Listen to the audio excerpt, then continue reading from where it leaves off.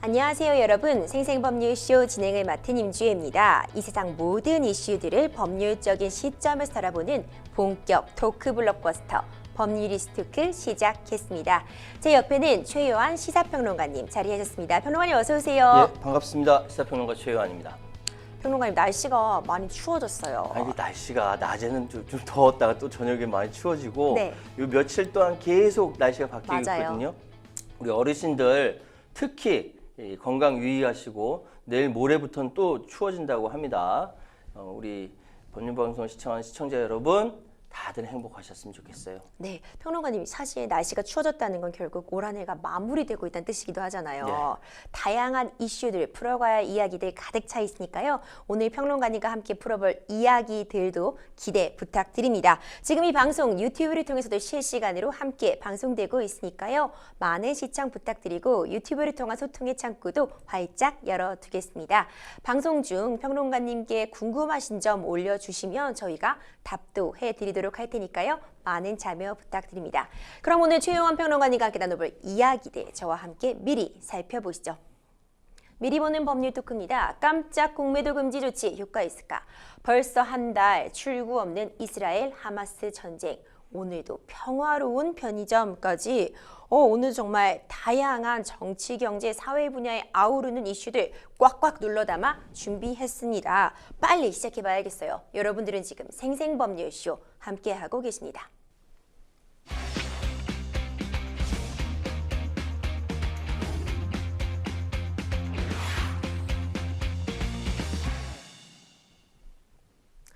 법률리스토크 첫 번째 주제 바로 시작합니다. 깜짝 공매도 금지 조치 효과 있을까입니다. 지난 주말 깜짝 놀랄 발표가 있었어요. 주식하시는 분들 정말 눈이 번쩍 뜨이고 귀가 쫑긋하는 그런 이슈였는데요. 금융당국의 공매도 한시적 금지 그리고 다음 날인 6일부터 바로 전격 시행에 들어갔습니다. 속전속결이었다 이렇게 말할 수밖에 없을 것 같은데 어떻게 보셨어요, 평론가님? 저는 공매도 금지 뉴스가 나오는 순간 제가 다른 측면에서 놀랐던 것은 예전에 뭐 보도 채널에 출연을 해서 공매도 금지해야 된다라고 막 얘기했거든요. 네. 그랬더니 그 방송 끝나고 나서 포털 사이트에 최요한 평론가 무식하다고 막 글이 올라와서 아직도 박제돼 있습니다. 제가 그때 공매도 금지하는 이유가 있었거든요. 네. 어쨌든 지금 공매도를 금지한다는 얘기가 굉장히 오랫동안 되어 왔었고 지금 어찌됐든 시장 조성자인 증권사 8곳 그리고 유동성 공급자 흔히 LP라고 하죠. 파생상품 쪽에서 금지해야 한다는 주장까지 나올 거다라고 생각했는데 아니나 다를까 개미 투자자들 중심으로 증권사 책임져라 하면서 피켓팅 시위하고 여전히 개미들은 불만이다라는 보도가 나왔습니다. 그러니까 내년 6월 말까지 약 8개월 동안 일단 공매도가 전면 금지되는 것으로 발표가 됐는데 명분은 일단 제도 개선인 것 같더라고요. 예, 제도를 어떻게 개선할 것인지에 대해서 구체적으로 나오지는 않았습니다. 지금부터 연구를 하는 것이죠. 근데 주식시장의 개장 직후부터 내년 6월 말까지 6일부터 엊그저께죠. 8개월 동안 공매도가 전면 금지된다고 합니다. 근데 지금까지 공매도가 금지됐던 것이 제가 기억하기로 한 3차례 정도 있어요. 2008년 글로벌 금융위기 때, 그리고 2011년 유럽 재정위기 때, 그리고 지난 2020년 코로나 위기 때 주식시장이 크게 출렁일 때마다 공매도 금지가 나왔습니다. 근데 문제는 사실 공매도라는 것은 주식시장에 필수적으로 따라붙는, 제가 좀 이따 역사까지 말씀드리겠습니다만 이게 따라붙을 수밖에 없는 합법적인 그 제도 장치인데 문제는 불법적으로 공매도하는 게 문제죠. 그런 것들에 대해서 실시간 차단 시스템 구축하겠다라고 일단 금융위에서는 얘기하고 있습니다. 공매도라는 것이 이제 갖고 있지 않은 주식을 빌려서 이게 주가가 떨어지면 싸게 사서 다시 이익을 내는 투자 기법이에요. 굉장히 오래된 것이고 그런데 정보와 이게 자금력을 갖춘 외국인과 기관이 보통 주로 활용합니다. 개미는 여기에 싸울래야 싸울 수가 없어요. 자금력도 떨어지죠. 정보도 떨어지죠. 그렇기 때문에 공매도에 대해서 굉장히 인식이 안 좋습니다. 그런데 지금 최근 홍콩 쪽에 있는 투자은행이 불법 공매도를 하는 바람에 우리 개미 투자자들 발끈하고 났었죠. 그 직후에 이 발표가 나온 겁니다. 네. 즉 이 사항은 정책적인 차원에서 예전부터 고민했을지 몰라도 개미 투자자들의 마음을 사겠다라는 정부 당국의 뭐 이렇게 계획 아니냐라는 생각이 들어요. 지금 여러 가지 이야기는 많이 있습니다만 공매도 전면 금지에 대해서 그동안 주무부처인 금융위가 선을 그어왔었습니다. 선진국 개도국 가릴 것 없이 대부분의 금융시장에서 공매도가 정당한 투자 기법 중에 하나로 인정받는데 왜 한국만 공매도 전면 금지를 꺼내느냐? 사실 전 세계에서 공매도 금지한 데 두 군데 있어요. 대한민국하고 튀르키예. 이 두 군데만 금지합니다. 지금 이제 금지가 된 거죠. 최근 2차 전지 등 개인 투자자 비중이 높은 종목이 공매도 표적이 되고 그래서 주가 하락이 심해지고 소문으로만 돌던 그 외국인들 네. 불법 공매도 사례까지 드러나면서 분위기가 공매도 분위기를 간 것이죠. 여기에 전격적으로 금융당국이 칼을 댄 것인데 이것이 우리 금융시장에 이득이 될 것인지 아니면 손해가 될 것인지 이건 시간이 조금 더 지나야 좀 판단이 가능할 것 같습니다. 공매도 금지가 역대 4번째라고 전해지고 있습니다. 네. 보면 그동안은 주로 대형 위기시라고 불릴 만한 그런 시점에서 내려졌던 조치 같은데 예. 이번과는 조금 차이가 있다고 볼 수 있을까요? 그러니까 저는 지금 대한민국에서 금융위기까지 왔다라고 생각을 못했는데 공매도 금지가 나오니까 아 지금 정말 대형 금융위기가 왔나? 라는 생각까지 드는 겁니다. 지금 근데 그 공매도 전면 금지 추진을 확정한 바가 없습니다. 라고 지금 금융위 쪽에서 보도 해명 자료를 냈거든요. 그런데 사실은 이제 공매도 금지가 된다 만다 이런 얘기가 나오니까 그 보도 자료를 낸 거예요.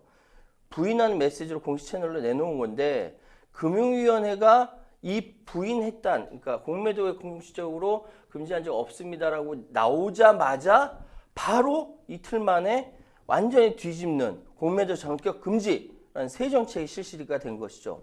이게 행정이든 시장이든 이것이 안정성 갖고 쭉 가는 것이 좋은데 이렇게 갑자기 180도 뒤집어지면은 모든 것이 혼란에 빠집니다. 그럼에도 불구하고 전격적으로 180도 뒤집는 정책을 실시했단 말이죠. 더 큰 문제는 5일, 지난 11월 5일 전면 금지 정책 발표 후 의미가 사라진 그 보도 자료를 6일까지 계속 가지고 있었다는 것이죠. 블로그에 업로드했어요. 그러니까 사람들이 아 뭐야 어제는 금지한다라고 했는데 네. 공식 블로그에는 금지한 적 없다라고 얘기하니까 이게 뭐지? 이게 뭐 헷갈린 거예요. 저도 그거 보면서 이거 뭐 하는 거야? 담당 공무원 휴가 갔나? 이런 생각까지 했죠. 근데 그럴 수가 없어요. 담당 공무원 휴가 가면 인계하고 가거든요. 이런 상황에서 앞으로 그 나라의 금융시장이 세계 선진국 시장의 선진국 시장인가 아닌가 판단하는 것이 모건 스탠리 캐피털 인터내셔널 MSCI라는 것이 있어요. 여기에 편입이 되어야 국제적으로 인정받는데 이거 MSCI에 편입 못할 것 같습니다.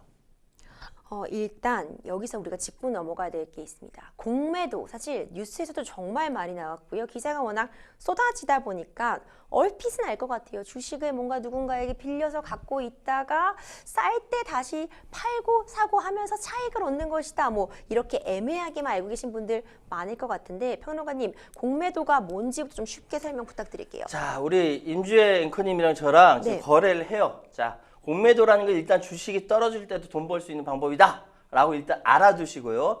자, 우리 임주혜 그 MC께서 삼성전자 주식을 가지고 있다. 딱 갖고 있으면 제가 삼성전자 주식이 없어요. 네. 그럼 빌리는 거예요. 제가 빌려드리는 거예요. 제 네, 주식을. 빌리는 거예요. 10주만 빌려주세요 라고 합니다. 그러면 가지고 있으니까 나중에 뭐 갚아드릴게요 하면 네. 10주를 빌립니다. 그러면 주당 10만 원 해서 100만 원이라고 생각해봐요. 100만 원. 딱. 100만 원을 빌린 겁니다. 제가 주식으로. 그런데 빌려서 이거를 팝니다. 얼마에 팝니까? 100만 원에 판 팔죠. 거죠. 100만 원이 수중에 있어요. 제 수중에 100만 원이 있는데 저는 주식 10주를 받을 빌려- 권리가 있는 받을 거고. 권리가 있으시고 그런데 지금 조금 있다 보니까 이 반토막 났어. 주가가. 5만 원으로 네. 떨어졌어요. 그럼 이때 제가 잽싸게 돌려주는 거죠. 10주를 사는 겁니다. 음. 그 10주를 돌려줘요. 그럼 저한테는 남는 게 뭡니까? 50만 원. 50만 원 남는 거죠. 그래서 공매도라는 거는 주식이 떨어질 때 돈을 버는 방법 되게 쉽지 않습니까? 그렇죠? 그러니까 떨어질 때 오히려 박수 치는 세력이 존재할 수 있다는 그렇습니다. 게 포인트겠죠. 그러니까 핵심은 주식으로 빌렸다가 주식으로 갚는다. 근데 그 사이에 주가가 떨어진다. 그때 잽싸게 갚는다. 이거죠. 그렇죠. 이거를 이 타이밍, 이 정보, 빌릴 수 있는 인맥 이런 것들을 누가 갖고 있습니까? 개미들이 갖고 있으면 개인 투자자가 갖고 아니요. 이게 외국인들과 기관 투자자들이 갖고 있다는 거죠. 바로 공매도의 원리는 바로 이런 겁니다. 그렇기 때문에 개미 투자자들은 이런 공매도 시장에 대해서 기울어진 운동장이라고 표현한 것이 같은 맥락이라고 볼 수 있을 것 같은데 예. 어쨌든 빈손으로 사고 팔지만 공매도가 가능합니다. 그리고 세계에서 대부분 이루어지고 있고요. 합법인 거라고 볼 수 있었던 건데 일단 예. 불법 공매도는 어떤 차이가 있는 거예요? 그러니까 제가 이제 아까 빌려서 분명 빌렸잖아요. 빌려놓고 이거를 가지고 주식이 떨어졌을 때 그 이전에 사서 이득을 취하고 나서 주식이 떨어졌을 때 5만 원짜리로 갚았지 않습니까? 네. 10주를 다시 갚았어요. 그래서 이득을 5만 원, 50만 원 남겼는데 불법 공매도라는 건 뭐냐면 이 주식을 빌리지 않습니다. 빌리지 않은 다음 공매도를 하고 나서 나중에 수량을 채워버리는 거예요. 그러면 이 사람은 빌릴 수고도 하지 않고 내다 팔고 다시 회수하거나 이러지 않고도 돈을 버는 겁니다. 이게 불법이라는 거예요. 아, 그렇군요. 사실 이런 식으로 뭔가 문제가 있다, 개미들에게 불리하다 이런 내용들이 계속해서 얘기가 나왔지만 예. 유지가 되고 있었던 건 분명히 전 어떤 순기능도 있었기 때문이라는 생각이 들거든요. 주식시장이라는 거는요. 하느님도 모릅니다. 며느리도 몰라요. 어떻게 될지 몰라요. 그렇기 때문에 지금 상황이 실적이 있는데 주가로 고의로 빠지는 경우도 생기고요. 반대로 뚜렷한 실적이 없는데도 주가가 막 반등 치는 경우도 있습니다. 그래서 이걸 공매도를 통해서 그 거품을 빼주는 기능이 가능합니다. 그러니까 뚜렷한 실적이 없음에도 주가 급등 시 또는 뚜렷한 실적이 있음에도 주가가 빠질 때 이럴 때 공매도를 통해서 거품을 뺄 수가 있다는 것이죠. 이거는 또 하나 더 순기능은 뭐냐면 이 공매도가 원활히 된다는 시장이 안정화된다는 것이고 그러면 해외 투자자가 안심하고 투자할 수 있다는 겁니다. 이게 그래서 공매도가 글로벌 스탠드로 여겨져 왔고 실제로 제가 아까 말씀드렸죠. OECD 회원국 중 공매도 금지 국가가 한국과 튀르키예 둘 뿐이다. 그래서 공매도의 필요성에 대해서는 대부분 다 인지하고 인정은 하는데 이게 개미 투자자들이 너무 피해가 막심하니까 오늘도 개미 투자자들은 시위를 하고 있습니다. 그렇군요. 세계 주식시장의 역사를 좀 살펴보더라도 공매도 금지가 좀 수시로 이루어졌다고 전해지고 있어요. 그러니까 그만큼 어떤 제재로서 흔한 규제다 이렇게 볼 수도 있을 것 같은데 그러니까 공매도 제도도 굉장히 오랜 역사를 갖고 있는 거군요. 이게 이제 굉장히 오래됐어요. 상상하시지도 못할 겁니다. 언제냐면은 공매도가 활개를 치기 시작한 때가 400년 전입니다. 400년 전이요? 1610년. 네. 정부에서 공식적으로 금지를 내렸습니다. 물론 그때 조선은 광해군 시절이었습니다. 네. 네, 우리나라 말고 네덜란드에서 이런 일이 벌어졌어요. 그러니까 아이삭 르메르라는 이제 아마 들어보셨을 거예요. 우리 동인도 주식회사라고 이 공동 창업자인데 돈이 없어서 쫓겨났어요. 그러니까 이 회사에 복수를 한다라고 해서 머리를 써서 만든 게 공매도였던 겁니다. 그게 1610년이고요. 주가를 떨어뜨리기 위해서 일부러 거짓 소문을 냈어요. 동인도 회사 배가 저 아프리카 남쪽에서 침몰했대. 요즘 같으면 취재해가지고 이거 알 수 있는데 1600년대에 그걸 어떻게 알아요? 소문이 막 도니까 네덜란드 회사의 동인도 회사 주식회사가 이게 막 주가가 떨어지는 거예요. 이때 아이삭 르메르가 사는 거죠. 이런 사건이 벌어졌습니다. 네덜란드 정부는 그래서 1610년에 공매도를 공식적으로 금지를 결정합니다. 이게 세계 증시 역사상 첫 공매도 금지 규제입니다. 다시 한번 말씀드리고 우리 조선 시대였고요. 그때 광해군 시대였습니다. 이후에 프랑스 같은 경우는 1720년대부터 1880년대까지 무려 160년 넘게 공매도를 금지했습니다. 심지어 나폴레옹 같은 경우는 공매도는 국가의 적이다! 라고까지 이야기를 했다라고 하고요. 그리고 미국 같은 경우는 우리가 너무너무 잘 아는 네. 그 대공황이 있지 않습니까? 1929년도부터 시작됐죠. 이때 제시 리버모어라는 전설적인 투자자가 네. 이걸 통해서 돈을 어마어마하게 많이 벌었어요. 네. 이게 그때 돈으로 1억 달러라고 하니까 지금은 뭐 상상도 못할 돈을 그때 공매도를 통해서 벌었던 것이죠. 결국은 이제 역풍이 일고 그때 허버트 후보 대통령까지 공매도 비난에 나섰죠. 어쨌든 지금 공매도의 역사는 굉장히 길고 그 사이에 각국에서 규제하기도 하고 풀어주기도 하고 하면서 증시는 계속 이어져 내려왔던 것입니다. 유명 투자자들 가운데서 이 공매도를 하지 않겠다 이렇게 선언한 분들도 있었다고요. 그렇습니다.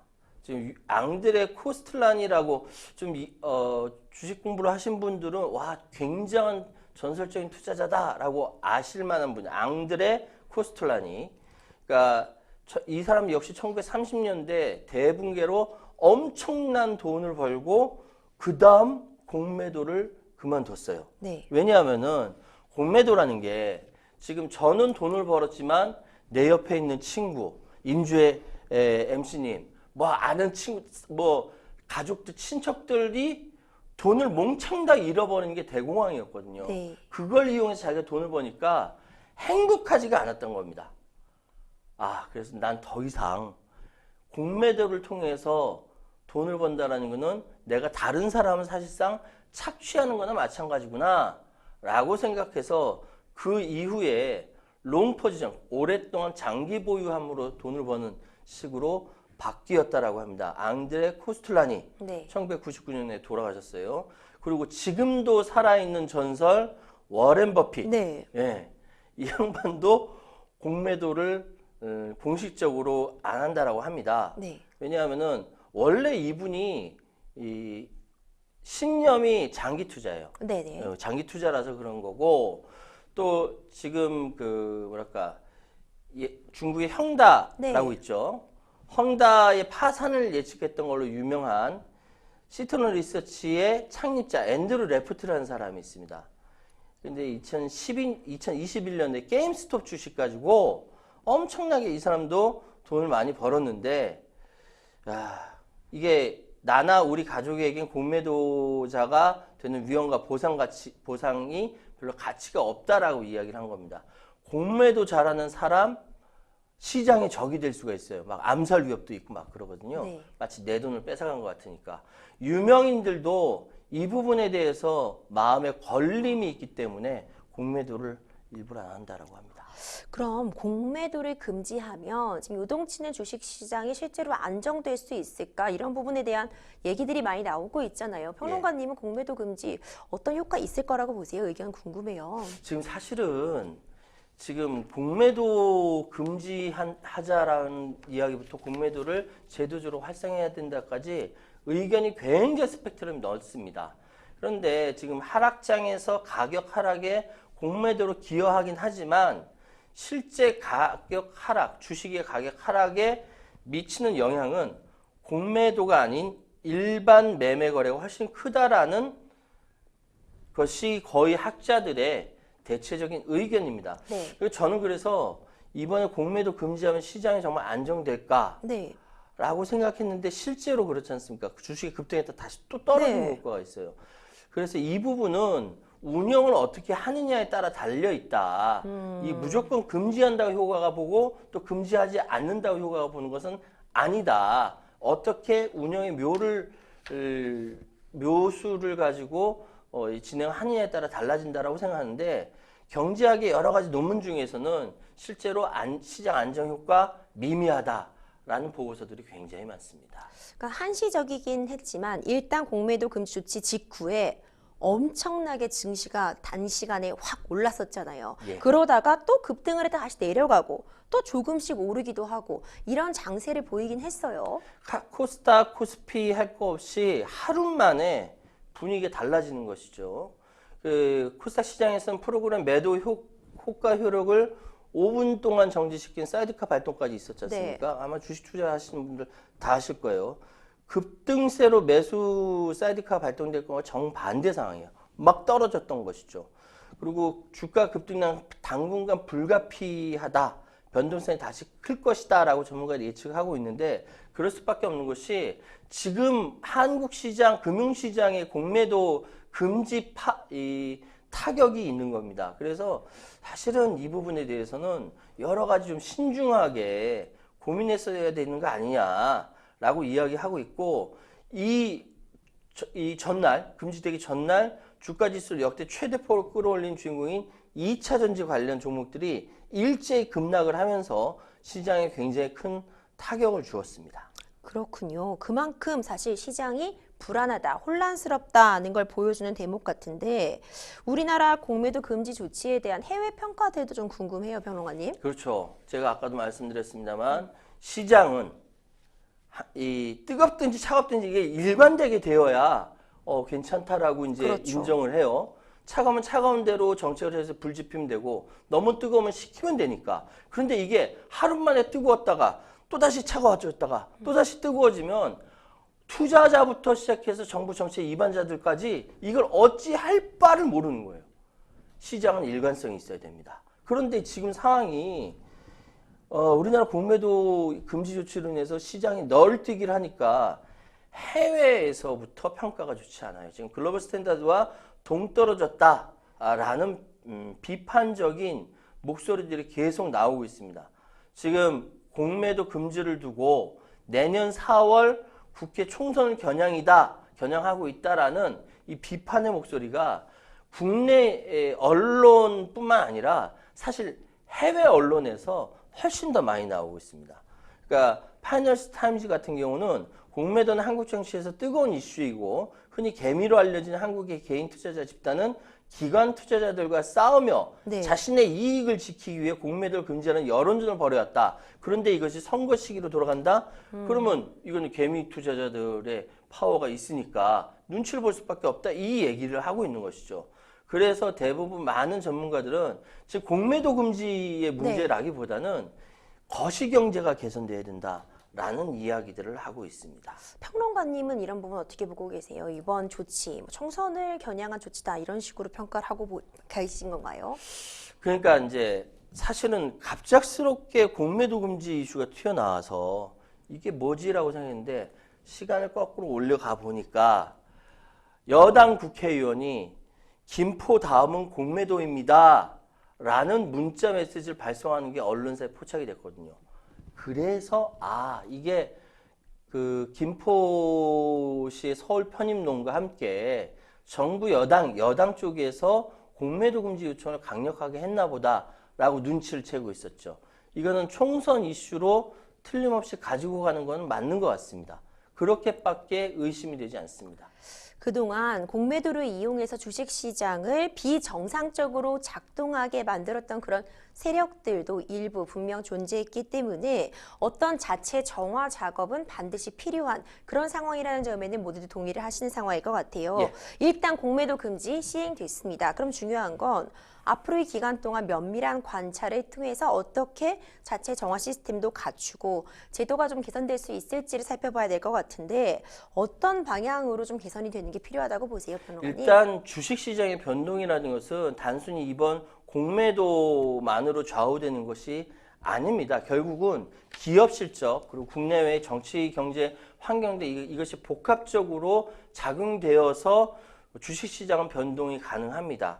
내년 6월까지 공매도 금지라는 건 이미 던져졌어요. 그래서 이제는 왜 금지하느냐 아니면 금지를 풀어라 또는 뭐 여러 가지 지금 이야기하는 것은 별 의미가 없어요.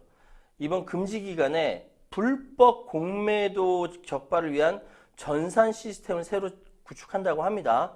제발 제대로 구축했으면 좋겠고 외국인과 기득 간에 집중된 공매도를 개인 투자자도 원활히 할 수 있도록 할 수 있는 방안 여러 가지 제도적인 개선할 필요가 있는 것이죠. 이런 부분들에 대해서 모색을 할 필요가 있다라고 말씀드리면서 동시에 금융당국이 내년 총선을 겨냥한 선심적 정책이라는 오해를 사지 않도록, 즉 어떠한 정책적 결정이 특히 경제정책 결정은 정치 바람을 탔을 경우에는 한도 끝도 없이 포퓰리즘으로 갈 수가 있습니다. 이 부분에 대해서 설명을 제대로 좀 해줬으면 좋겠다라는 바람을 개인적으로 말씀드리겠습니다. 네, 첫 번째 법률 이슈토크 공매도에 관한 이야기를 나눠봤습니다. 여러분들은 지금 생생법률쇼 함께하고 계십니다.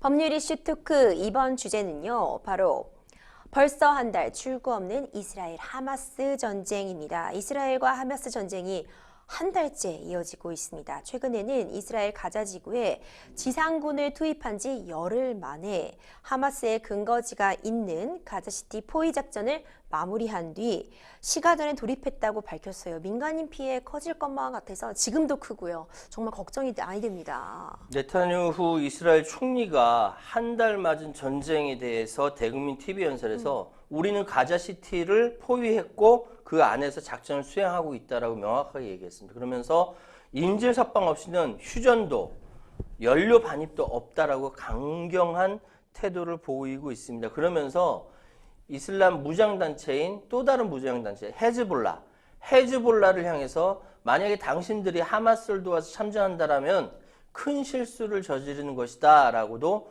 경고를 했습니다.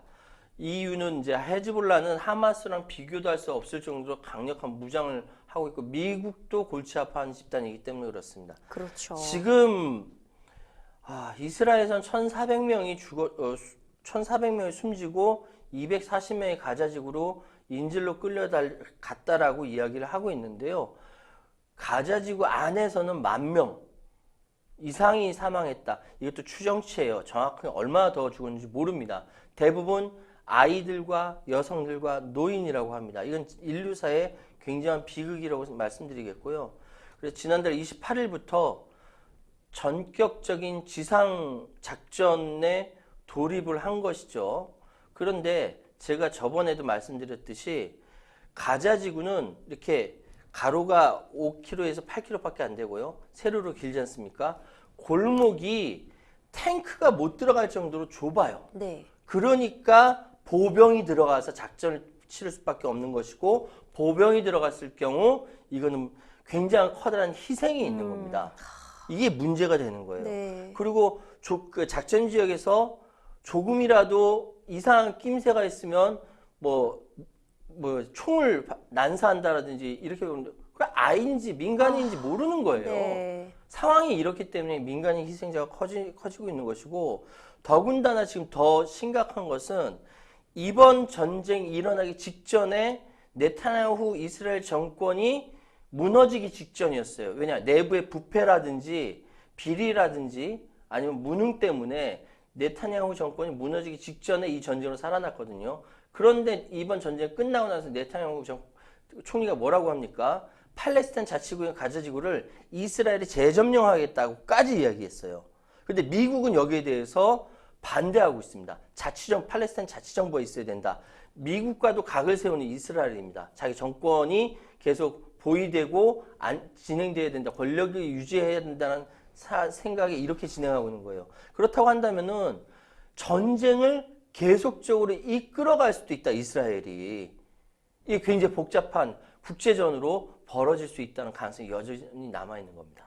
무엇보다 심각한 건 앞서 평론가님께서도 말씀해 주신 것처럼 민간인들의 피해가 지금 너무 큽니다. 전쟁 한 달 만에 가자지구에서만 10,000여 명이 사망하는 등 민간인 피해가 많이 발생하고 있고 그 피해를 이루 다 말을 할 수가 없는데 전쟁의 끝이 보이지가 않는 게 정말 큰 문제인 것 같아요. 그렇습니다. 지금 대부분 이제 어린이와 여성과 노인이라는데 대피하려 늦으니까 그리고 가슴 아픈 거는 지금 10분마다 지금 이 순간에도 10분마다 한 명의 어린아이가 숨지고 있다는 이야기가 나옵니다. 전 세계가 이스라엘대로 참으라고 말리고 있어요. 네. 말리고 있음에도 불구하고 이스라엘은 1,400명이 죽었다. 우리는 이거를 그대로 좌시하지 못한다. 하마스를 쓸어버려야겠다라고 하면서 전쟁을 지속을 하고 있죠. 그런데 그 이후에는 우리 시청자 여러분 명확하게 아십시오. 부패한 권력이 정권 유지를 유지하기 위해서 전쟁을 벌이고 있는 측면도 있다. 네타냐후 정권이 그렇다라는 거 꼭 이해하시기 바랍니다. 유엔 안전보장이사회에 의미 있는 조치 시급하다는 지적이 또 계속 나오고 있잖아요. 벌써 유엔 안보리 회의가 지금 6번째 열렸거든요. 그러니까 국제사회에서는 민간인을 위한 인도주의적 휴전 목소리가 커지고 있고 다수의 국가가 휴전을 주장하고 있지만 상임 이사국인 미국은 일시 전투 중단만 고집하고 있습니다. 네. 그래서 지난 6일 아랍에미리트와 중국의 요청으로 안전보장 이사회가 열렸고 비상임국이죠. 이 이사회 열렸고 여기서 계속적으로 이 전쟁은 휴전으로 가야 된다라고 이 전쟁 과정에서 병원과 난민촌, 학교 예배 장소를 이렇게 타격하고 이렇게 하는 거는 정말 말이 안 된다고 비판을 하고 있습니다. 비상임이사국 10개국이 작성한 중동 문제 해결 관련된 문건을 현재 안보리는 협의하고 있다라고 하는데 그러나 지금 미국과 중국, 러시아 등 상임이사국의 이해가 엇갈리면서 조속한 합의 도출에는 시기가 좀 걸린다라고 합니다. 강대국은 일단 자기의 이득이 되느냐 안 되느냐를 따진다라는 것이죠. 동맹국이든 아니든 그건 상관없어요. 전쟁인 상황에서도 냉철하게 정말 약육강식의 국제사회라는 생각밖에 들지 않습니다. 이스라엘은 지금 하마스 시설을 14,000여 개 타격했다면서 이제 위세를 또 자랑하고 있는 그런 형식인데 이스라엘 가자지구 군사작전을 두고 사실 국제적 여론도 심상치 않잖아요. 사실은 지금 그 가자지구에는 지하로 꾸불꾸불한 어마어마하게 많은 이 땅굴이 파여져 있어요. 왜냐하면은 공습을 하게 되면 숨어야 되니까 땅굴 파서 숨는다라는 것이죠. 그런데 이제 뭐 일각의 의견이지만 그건 북에서 기술을 배웠다라는 얘기도 있습니다만 지금 현재 이스라엘 군의 대변인은 14,000개가 넘는 가자지구내 하마스 목표물을 타격했고 100여 개가 넘는 지하 터널 입구를 파괴했다라고 자랑 아닌 자랑을 하고 있습니다.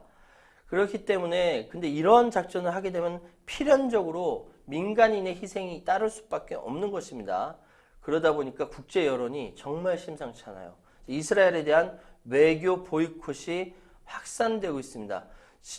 외신을 종합해 보니까 요르단, 바레인, 차드, 남아프리카 공화국 그리고 중남미 쪽으로 가서 칠레, 콜롬비아, 볼가리아, 온두라스 등 가자지구에 대해서 폭격하는 항의의 차원에서 이스라엘에 있는 자국의 외교관들을 모두 다 불러들였습니다.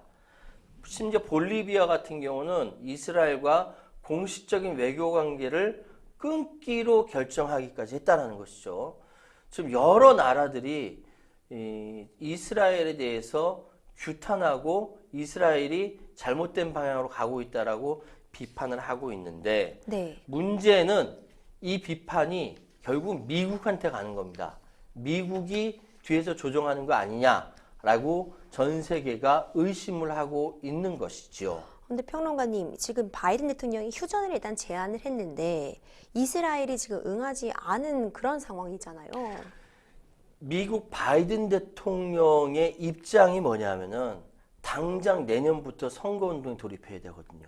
선거운동 돌입해야 되는데 지금 러시아와 우크라이나 전쟁도 제대로 해결하지 못했죠. 근데 이스라엘과 지금 가자지구에서 벌어진 이 상황이 벌어지죠.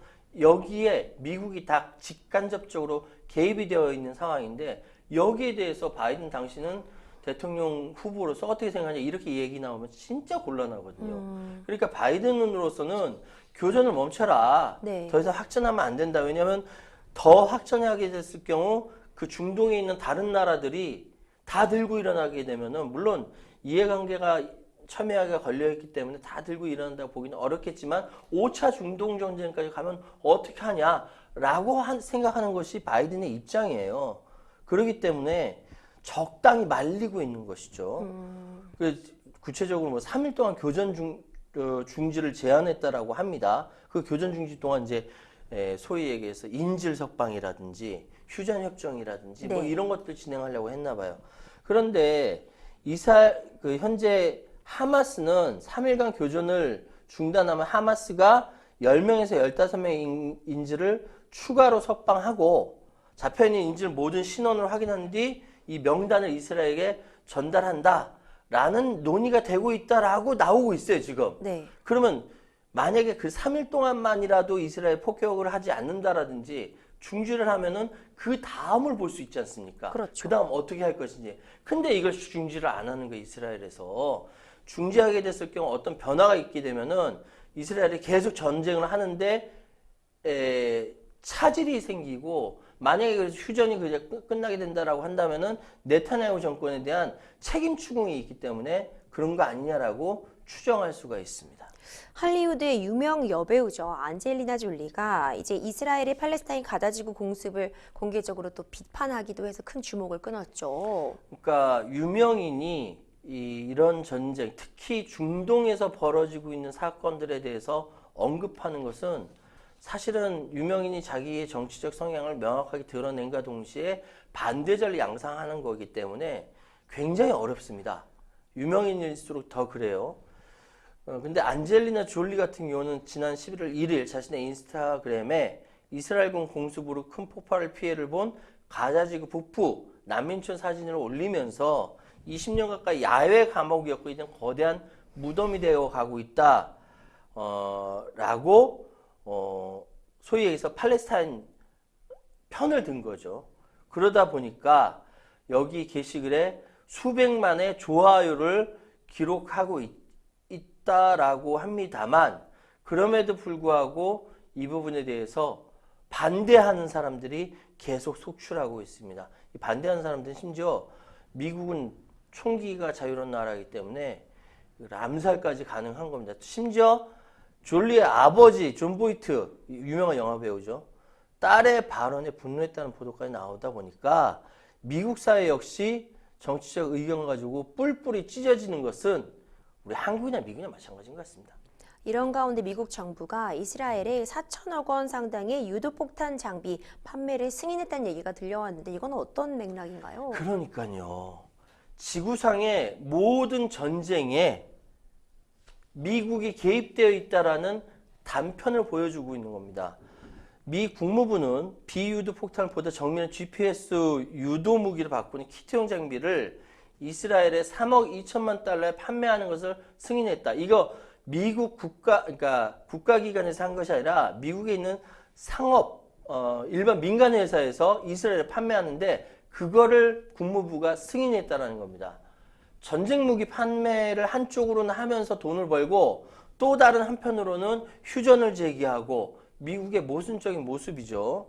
이런 상황에 뭐 장비 이전의 금액이 뭐 4억 3천만 달러에 이르고 국무부는 뭐 2월 5일날 승인했다는 보도가 나오고 그러니까 국제사회가 규탄을 하는 것이 이스라엘만 규탄하는 것이 아니라 한쪽으로는 전쟁도 조장하고 한쪽으로는 휴전을 주장하는 미국에 대해서도 규탄하고 있는 것이죠. 어쨌든 이거 미 국무부와 국방부 관계자는 민간인 사망과 관련한 논평 요청에 응하지 않았고 또 국방부는 지난 7일 이후 이스라엘에 얼마나 많은 군사 무기 장비를 지원했는지 밝히기를 거부했다라고 합니다. 미국이 이렇죠. 이런 상황이니 일단은 현재 전쟁이 중지되어야 되는데 참 답답합니다. 네, 전쟁 끝나야만 합니다. 이제 민간인들의 피해가 계속되고 있어서 정말 세계 모든 사람들이 걱정하고 있는 그런 형국이에요. 평론가님, 앞으로 이번 이 사태 어떻게 좀 진행되고 어떻게 정리하고 어떻게 다시 평화를 찾을 수 있는 방법 어떻게 보세요? 사실은 흔히들 착각들 하시는 게 이걸 뭐 옛날에 이스라엘 그 성경에 나오는 이스라엘 그리고 유태인들 그리고 지금 아랍인들 뭐 이렇게 해가지고 종교와 관련된 거라고 착각하시는 분 계신데 종교와는 일절 관계가 없습니다. 종교와 관계 없다. 특히 한국 사람들 착각 많이 해요. 그러기 때문에 이거 착각 안 하셨으면 좋겠고, 중요한 것은 팔레스타인의 현재 무고한 학살로 인해서 무고한 폭격으로 인해서 민간인들, 아이들이 죽는 것을 막아야 하는 것이 가장 급선무입니다. 그런데 하마스도 잘못한 건 잘못한 거예요.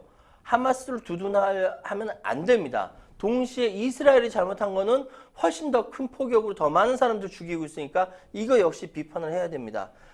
이 지구상의 전쟁이 언제 멈출지 모르겠습니다만 전쟁으로 무엇인가 끝내려고 하는 생각 그 자체가 미련한 짓이다. 특히 네타냐후 정권 같은 경우는 전쟁 직전에 자신들의 비리와 무능으로 물러나기 직전인데 전쟁에 살려준 거거든요. 이게 굉장히 심각한 거고, 미국에서는 그래서 전쟁 끝나고 네타냐후 정권 후계자를 염두에 두라고까지 얘기했다라고 하니 앞으로 이게 어떻게 평화를 지켜야 될지, 어떻게 평화 쪽으로 나가야 될지 저로서는 지금 갑갑한 심정입니다. 네, 나가야 할 방향은 모두 똑같은 생각일 것 같아요. 평화로 나아가야겠죠. 그 과정이 험난하지만 반드시 이루어질 수 있도록 세계 정세 모두 세계 강국 나서서 해결 방안 함께 찾아봐야 될 때인가 싶습니다. 여러분들은 지금 생생법률쇼 함께하고 계십니다.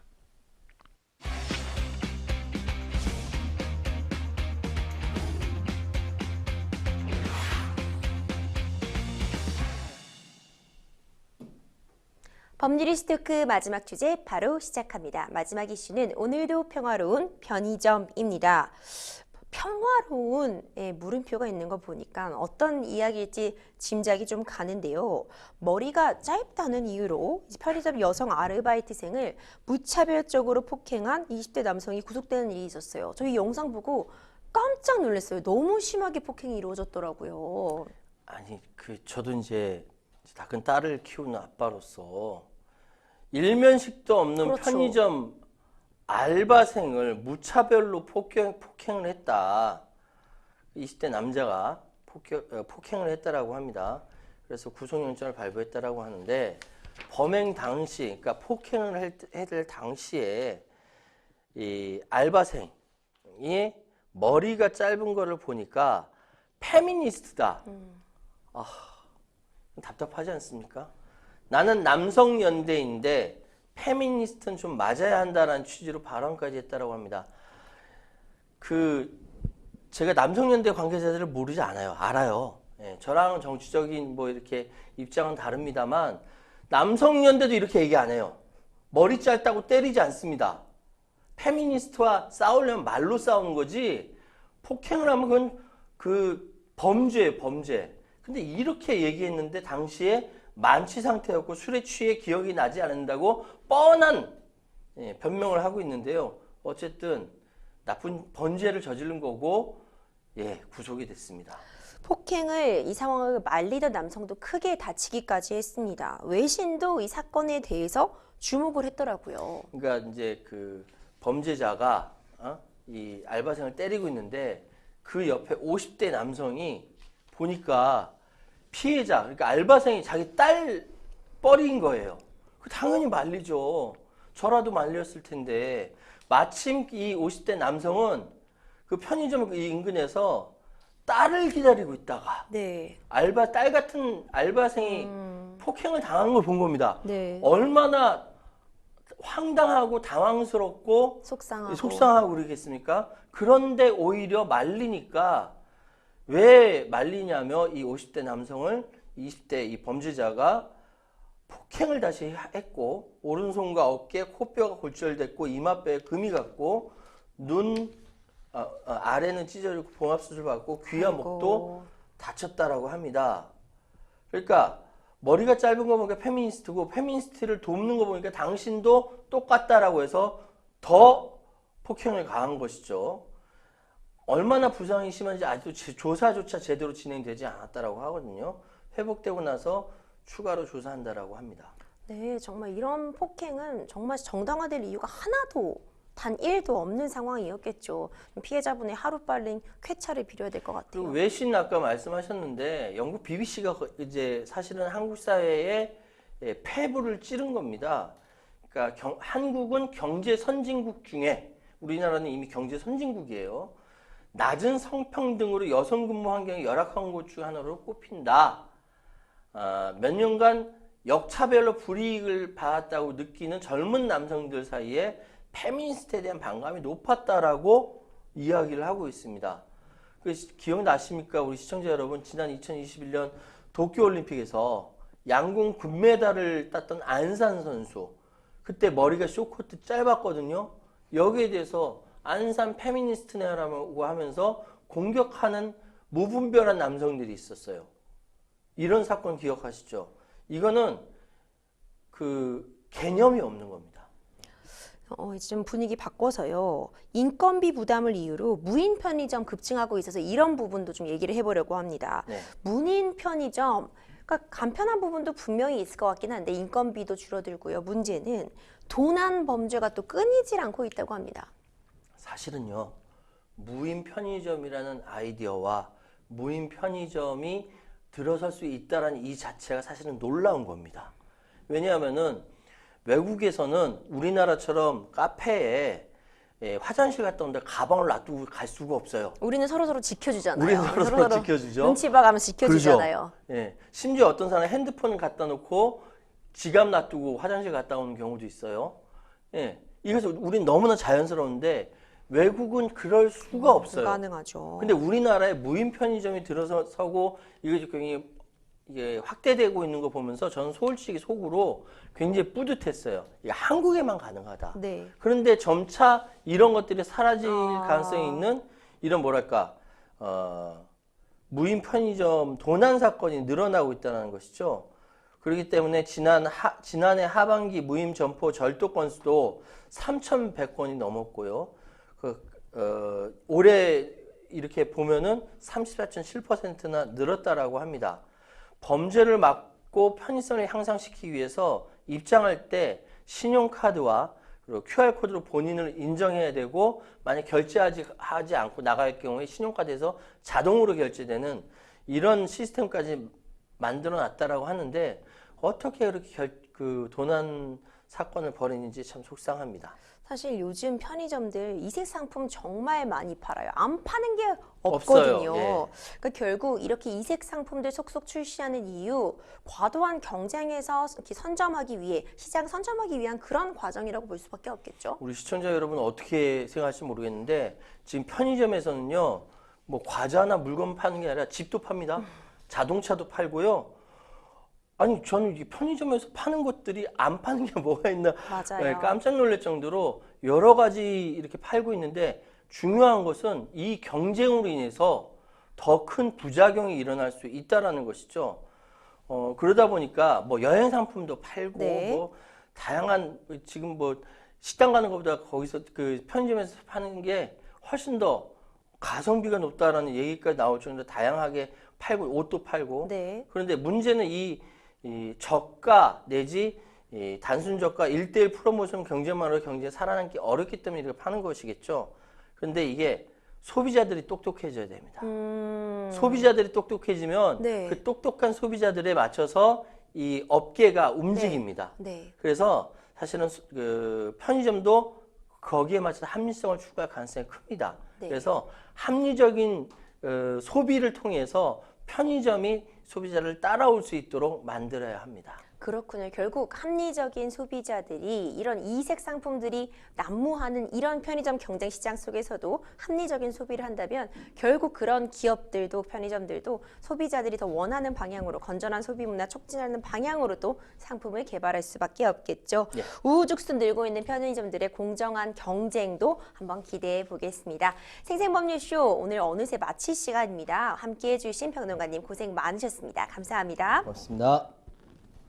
방송이 끝나도 상담 접수 계속됩니다. 도움이 필요하신 분들은 주저하지 마시고 연락 주세요. 상담 전화 02-557-829 또는 법률방송 홈페이지 접속 후 법률 상담 클릭, 아래 하단으로 나가는 lowshow.lowtv.kr 메일로 상담 문의 주시기 바랍니다. 오늘 저희가 준비한 내용 여기까지입니다. 시청해주신 여러분 고맙습니다.